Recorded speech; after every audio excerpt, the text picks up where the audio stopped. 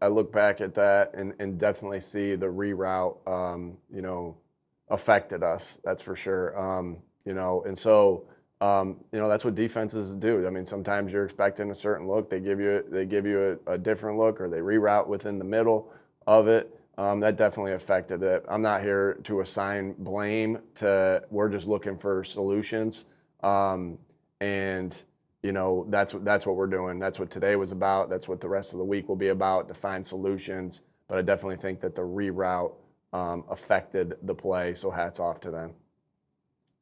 We'll go to Ed and then Rube. Yeah, hi, Nick. Hey, Ed. Just to ask you about Jalen Hurts. He only had the two runs yesterday. I think that's only the fourth time in his career where he's carried it so few times. Was he 100% healthy, or was it just something Denver was doing to kind of limit him and keep him contained? Yeah, I think you saw a couple things that we did where, whether they were RPOs or whatnot, that, he was able to have the receiver in the flat, or the tight end in the flat, or the running back in the flat. When you have that ability to get that to that playmaker in the flat, you take it. You know, so again, we're always looking for the best mode to attack a defense. Sometimes that's, with Jalen running. Sometimes that's with off-script plays. It's just the way the game went yesterday. And like I said, there was a couple RPOs that he had really good plays with, where there was guys open in the flat that, he has the ability to run those if the guy's not open in the flat. So it's just kind of the way the dictation of the game went yesterday within plays. We'll go to Rube and then Dave. Hey, Nick, the last three games, whoever had the big lead early had trouble keeping the lead. Obviously, the Rams game in the last two. Why is it so hard to keep momentum when you have a big lead? And as a coach in game, what steps can you take to try to get the momentum back when you feel like it's going the other way? Yeah, I think one thing, when you see comebacks there, there's some common themes. We talked about this after maybe last week, right? It's offensively, having quick drives, going, 3 and out, or offensively turning the ball over. We've had some 3 and outs. The Rams had some 3 and outs. If I remember rightly, going back, wasn't really any turnovers there by us. And then defensively, it's about letting them, get a get a big play. I think that's always, those things are always going through our mind when we have a lead, but we want to still be, pressing, aggressive, all those different things. There's not a, you don't really think until late in the fourth, and depending on how much you're up, it depends on when you start doing this in the fourth, of when you start to be in essentially a 4-minute mode. That's not in our mindset at all in the third quarter. That's not in our mindset until certain portions of the fourth. And so there's different reasons, right? I think the one thing yesterday is, as the fourth quarter was starting, they were continuing a drive to go down 7, right? In that drive. So not necessarily exactly the same thing, but there were some of the things. Offense had some 3 and outs that put the defense back on the field. So never just one thing. Those are things that we think about in those scenarios, but always trying to stay aggressive till the end to be able to have as big a lead as we possibly can have. Credit to them. They came back and got themselves back in the game. We'll go to Dave and then Zach. Hey, Nick, with some of the ups and downs we've seen so far this year, what are the things offensively you think you guys can lean on going forward? Yeah, I think every game dictates different things, Dave. Like yesterday, we saw opportunity in the pass game to be able to take advantage of a couple things and a couple matchups that we were getting. I think for a majority of the first half and even into the second drive or the first drive in the second half, we were having a lot of success with that, throwing for 200 plus yards there, and a little bit over 2 quarters of work. And then, some other things, that happened that we didn't finish out that game. But I think that, every game calls for something different, right? We had some RPOs yesterday were really good. Sometimes the RPOs aren't going to be good based off how they're doing. We have the players to be able to run and pass, right? That's how we feel. And you want to dictate to the defense what you want to do. But there are times that you also, you can't just force something in there, and you got to take what they give you in the run game and the pass game, no matter what. And so we have a lot of confidence, and we gotta build on that. We have to, finish a game. We have to play a game all the way through, coaching, playing, everything. And so I think that's something that we have is the ability with the players that we have on this team, the ability to do it multiple ways, and we just got to do it and coach it more consistently. We'll go to Zach and then Bob.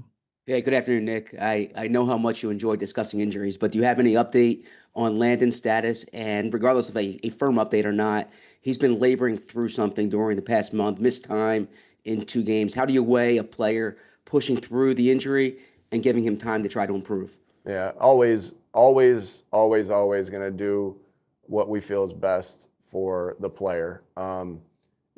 If we didn't, and we just made everything selfishly about, ourselves as the team or whatever, that's not good business. So it's always going to be in best interest of the player.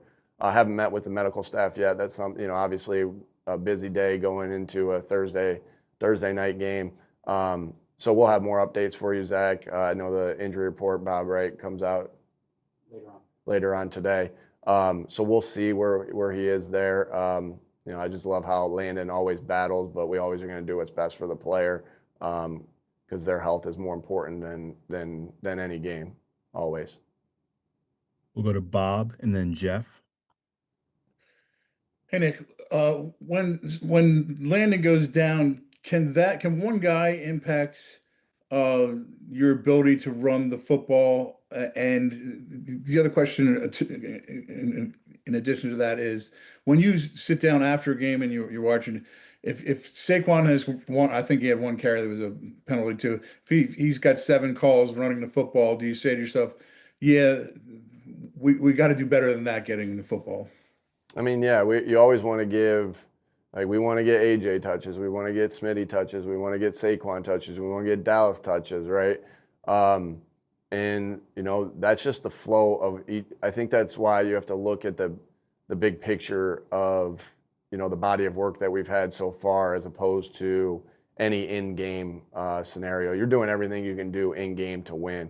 Now, with that being said, of course, we want to get Saquon the ball, but sometimes it's getting him the ball through the pass game. Sometimes it's through the running game. Obviously more so through the running game with him because he's a running back.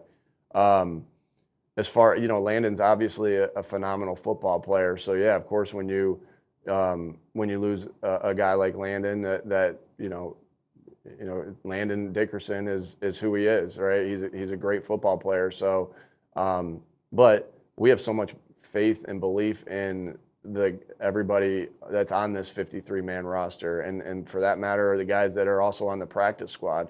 They have built up reps. Brett has built up reps with us, and Pryor's got built up reps with us.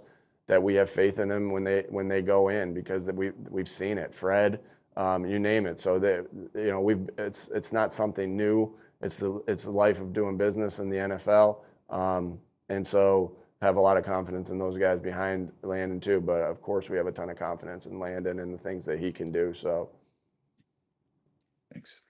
We'll go to Jeff and then Brooks.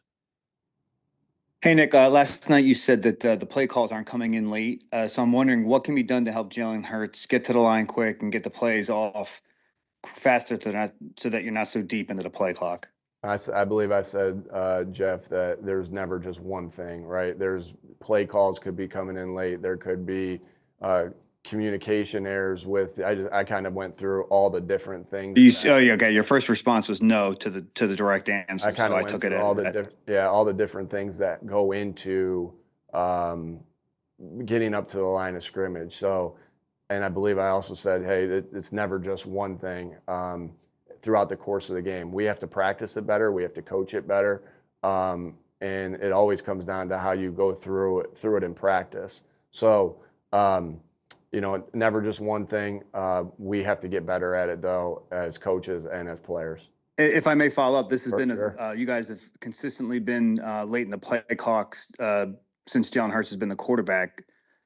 So this has been a kind of like a running theme for the last several years now. So he's the one common denominator. So, what if he's part of the process for a while now, what can be done to help him get the plays off quicker? Sure. Again, like I said, it takes a lot. It's a lot of different things. Like in this game, this isn't tennis where you can assign the blame to one person. This is football, and there's multiple different things that go into each and every one of these things. So we stress and we will detail out our communication from just like all the things that from coach to quarterback, then from sideline to huddle. You can ask Aaron Moorhead when we talk to him. He's got a tough job there, and anytime that transition slow, we obviously he gets let known about it, and same with the players there. Then it's knowing what to do, and through your preparation, through the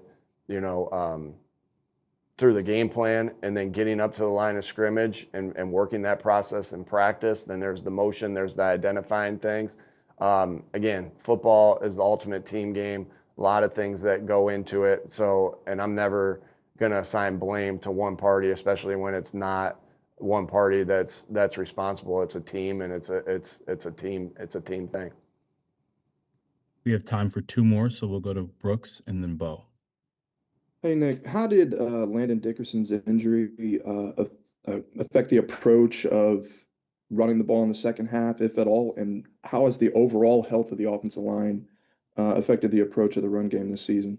I think Bob asked me that similar question right there, and I said, I'll repeat, obviously when you lose a guy like Landon Dickerson, he's a heck of a football player, but we have a lot of faith in the guys behind him, and you're attacking a defense, you're attacking players, different things like that, and so sometimes, when you lose a guy at a spot, it affects your plan. Sometimes, it doesn't, and you got to go with what you planned. But we're always thinking what's best interest of the players.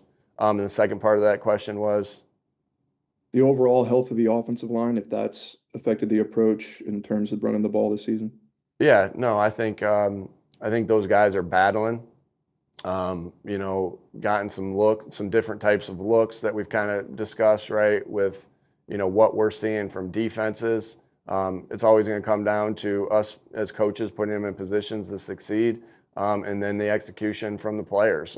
Again, full team, full deal with team. You guys get the injury report every week, so you guys know what's going on there. But got a ton of faith in the guys up front, and they've been really good players for a very long time. And we're working through getting it to the standard that we all expect. But it takes time, and there's a process to it. We'll end with Bo here. Hey, Nick, from a game strategy standpoint, what did you make of Sean Payton going for 2, and how did that affect sort of the way that you thought about the final 7 minutes or so of that game? Yeah, whether you're tied in that final 7 minutes or down 1, doesn't really change. You're going down there in that time to try to score a touchdown. Then you're probably thinking you're going for 2 off of that, because he pressed the 2-point.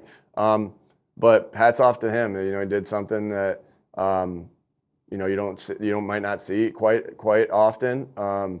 He's a heck of a football coach.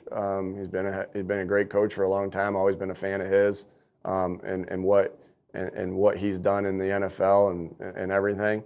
But it might not change your approach of how you go attack, but it may change your approach if you score a touchdown and get to the end of the game right there, and what you do after that touchdown. Obviously, to go up 6 might not give you anything, but you try to go up 7 if you go down there and score in that scenario, which we didn't. But that's where he did that, and that's where it kind of changes your mindset a little bit. Thank you.